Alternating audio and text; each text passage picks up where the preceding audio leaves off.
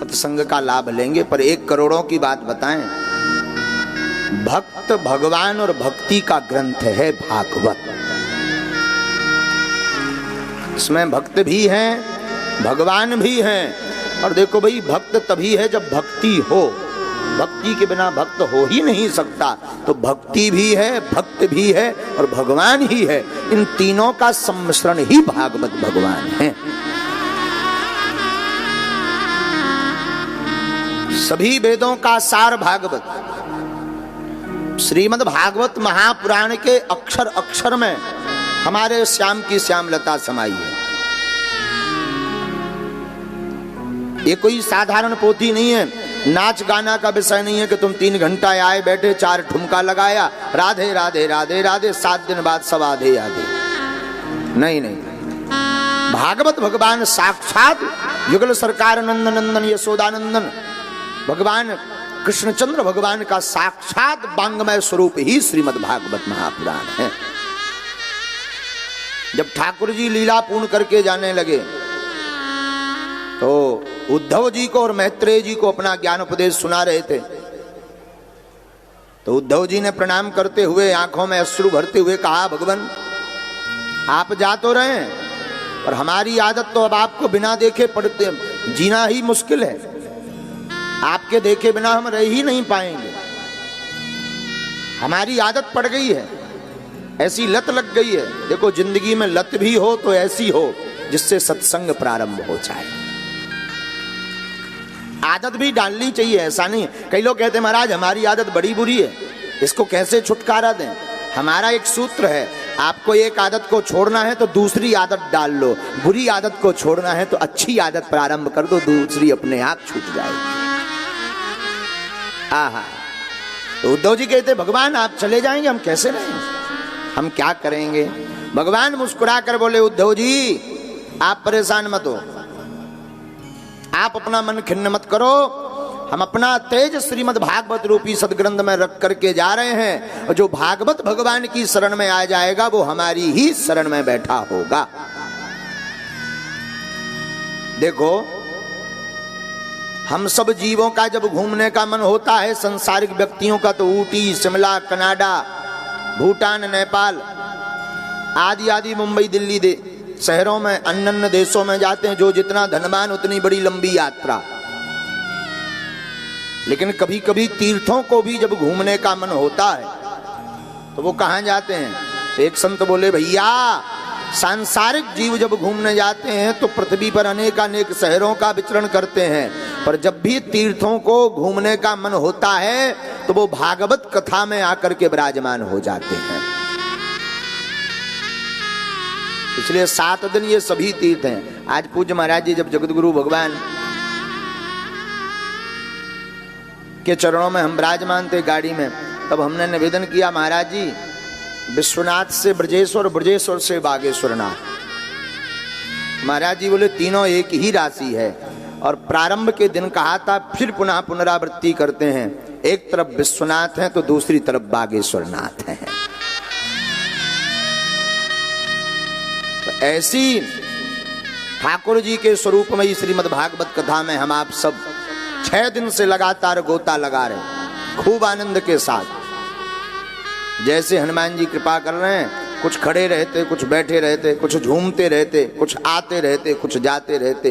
तुलसी या संसार में भांत भांत के लोग। लेकिन एक बात हम आपको करोड़ों की बतावें, राम कृपा बिन सुलभ होना सोई। सत्संग और भगवान की कथा बिना राम जी की कृपा के प्राप्त नहीं होती। करोड़ों यत्न कर लें, और जब तक राम जी की कृपा नहीं होगी तब तक आपको कथा में विराजमान होने का मौका नहीं मिलेगा। राम जी स्वयं कृपा करते। कई बार ऐसा होता है कि कथा के लिए घर से तो निकल पड़ते हैं, चलो भाई बागेश्वर वाले महाराज जी आए हैं, चलो कथा सुनिए। आवे गाड़ी उठाई, बाहर तक निकले, तब तक 20 साल पुराना मित्र मिल गया। अरे भैया राम राम राम, आओ आओ जरा चाय पी लो। सोई चाय की दुकान पे बैठ के तमाकू चूना होने लगी। जब तक देखा, अरे 6 बज गए, जाना तो कथा में था, चलो अब कल देखा जाएगा। और कब 7 दिन निकल जाएं, रोज भगवान कोई ना कोई लीला कर दे। तो बोले इसका कारण क्या है? बोले कारण एक ही है।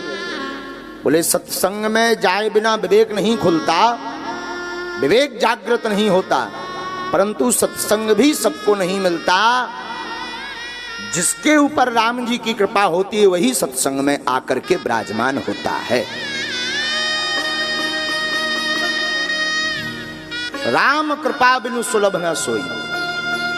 जब तक राम जी की कृपा नहीं होगी, देखो राम जी की कृपा पाना है तो क्या करें? एक दो भक्ति जो नवधा भक्ति रामचरितमानस की है उनमें से एक आध भक्ति को पकड़ो। हम तो कहते प्रथम भक्ति ही पकड़ो। प्रथम भगति संतन कर संगा। आसपास जो भी संत महापुरुष आवे उनके चरण पकड़ो, संग करो।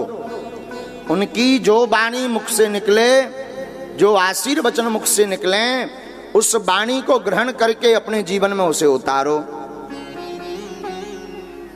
और जहां आप संतों का संग करने लगोगे फिर आपको कथाओं को खोजना नहीं पड़ेगा, कथाओं में जाने के लिए प्रयत्न नहीं करना पड़ेगा। वही संत जिनके चरण शरण में आप रहेंगे वही आपकी बाहें पकड़ करके, राम जी की दूसरी भक्ति है दूसर रतिमम कथा प्रसंगा, वो ला करके तुम्हें कथा के सत्संग के पंडाल में बैठा देंगे।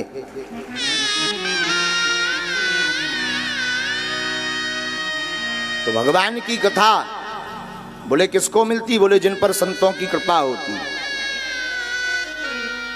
लेकिन हम आप संतों से क्यों नहीं जुड़ पाते? बोले सबका पैर मगर ने पकड़ रखा। भागवत में एक प्रसंग आता है गज और ग्राह का। उसमें एक हाथी का पैर मगर पकड़ता है और बड़ा प्यारा भाव एक संत ने दिया।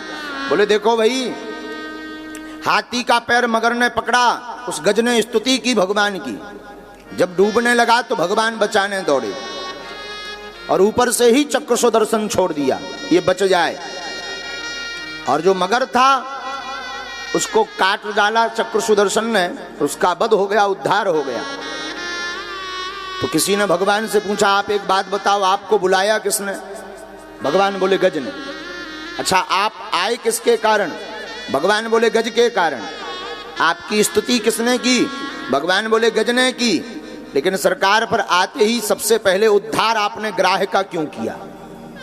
जब आए आप गज के कारण, पुकारा गज ने, बुलाया गज ने, फिर उद्धार ग्राह का क्यों किया, उस मगर का क्यों किया? भगवान ने बड़ा प्यारा जवाब दिया।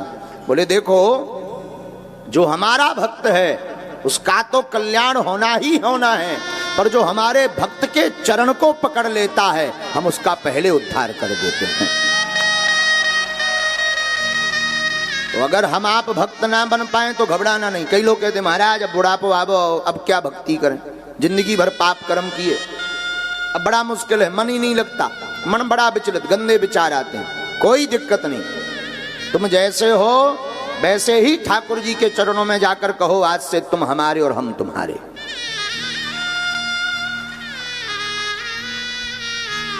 और सोई भगवान आपको स्वीकार कर लेंगे, इसमें किंचित मात्र संदेह नहीं। हम आपको बता रहे थे कि मगर ने सबका पैर पकड़ रखा, गज का भी पैर मगर ने पकड़ा, आदि जगत गुरु शंकराचार्य जी का भी पैर मगर ने पकड़ा। हाँ, और हम लोगों का पैर भी मगर ने पकड़ रखा। पूछो कैसे? अब कई लोग हैं काशी में ही रहते हैं, चाय की दुकान कहीं जो है भांग की दुकान लगाए, काशी में ही बास करते। उनसे कहो क्यों भाई बागेश्वर वाले महाराज जी आए थे, कथा नहीं सुनी? अरे बोले जाना तो था मगर। हाँ, इसी से कहो भाई तुम विश्वनाथ जी दर्शन करने नहीं गए? अरे बोले निकले तो थे लेकिन मगर। तीसरे से पूछो क्यों भाई गंगा जी स्नान क्यों नहीं किया? बोले अरे बोले गंगा जी पहुंच ही गए थे लेकिन फोन आ गया मगर। ये मगर हम लोगों का भी पैर पकड़े हैं, और हनुमान जी का पैर भी एक मगरिया ने पकड़ा था। लेकिन हनुमान जी पास इसलिए हो गए थे कि हनुमान जी ने उस मगर पर प्रहार कर दिया था। और आप भी अगर अपने मगर पर प्रहार कर दोगे तो आपका भी अज्ञान का जो जाल है वो हट जाएगा, और ज्ञान का उजाला आपकी जिंदगी में हो जाएगा, और ठाकुर जी की भक्ति आपको प्राप्त हो जाएगी। तो मगर ने सबका पैर पकड़ रखा, और आपको भी अपने मगर पर प्रहार करना पड़ेगा। कई लोगों से कहो भाई तिलक क्यों नहीं लगाते, बोले महाराज लगाएं तो तिलक, लेकिन हमारे स्कूल में मगर नियम ऐसा है कि ऐसे नहीं जा सकते, ये मगर बड़ा खतरनाक है।